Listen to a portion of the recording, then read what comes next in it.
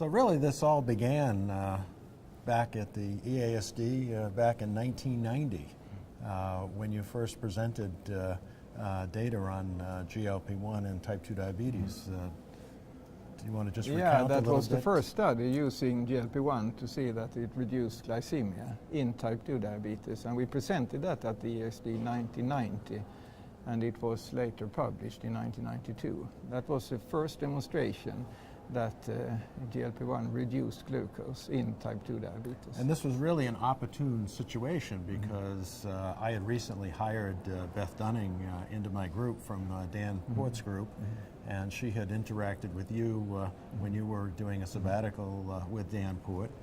And so this was a great opportunity for me to meet you, and as a result of the discussions that we had at that meeting, we, at what was then Sandoz, began working on GLP-1. We spent several years trying to develop a non-peptide mimetic, unsuccessfully. And then in '93, when the group in Germany showed that DPP-4 was the only peptidase inactivating GLP-1, we thought, we could develop a drug around inhibiting DPP-4. And when Jens Holz's group in '95 showed that, in fact, they could do this in a test tube.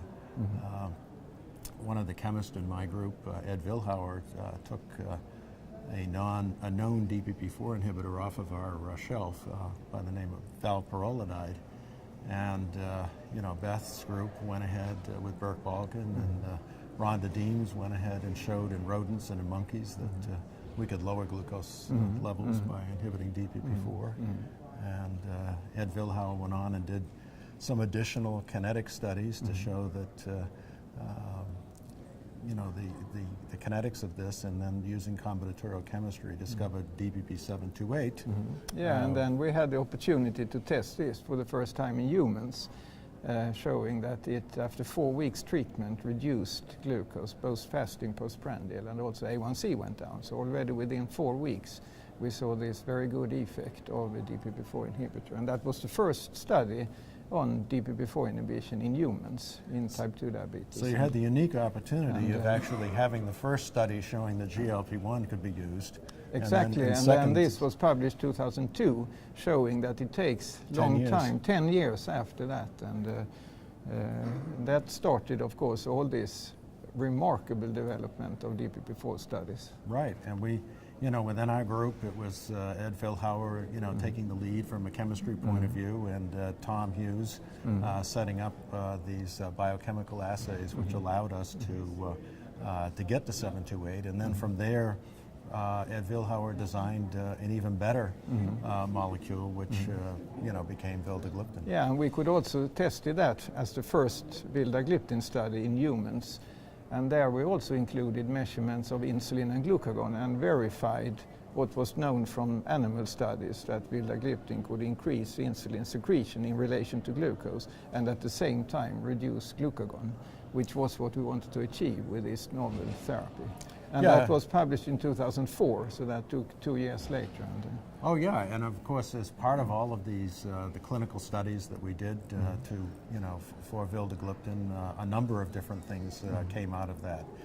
Clearly, demonstrating that we were improving the sensitivity of the alpha and the beta cell to glucose in both the hyper and hypoglycemic range was, were very, very important achievements in terms of looking at this class.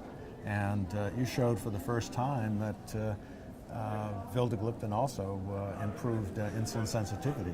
Yes, and that was in the long-term study when we followed the patients for 1 year and showed that insulin sensitivity was improved. So we had all these three aspects improving: beta cell function, insulin sensitivity, and the reduction in glucagon at the same time, which shows that it targets the most important pathophysiological aspects of type 2 diabetes. So this really, developed, in terms of, we had a really robust clinical mechanism study around the studies that you did, but in addition we looked at postprandial lipids with Mary Rita Taskinen, and we looked at lipolysis with David Kelly. We showed that glucose utilization under conditions where conversion of glucose to fat in the liver was the rate limiting step was improved. With Roy Taylor, we showed that there was a reduction in liver fat. And with Ralph DeFranzo, we showed that we had an effect during the entire overnight period, not just during the meals.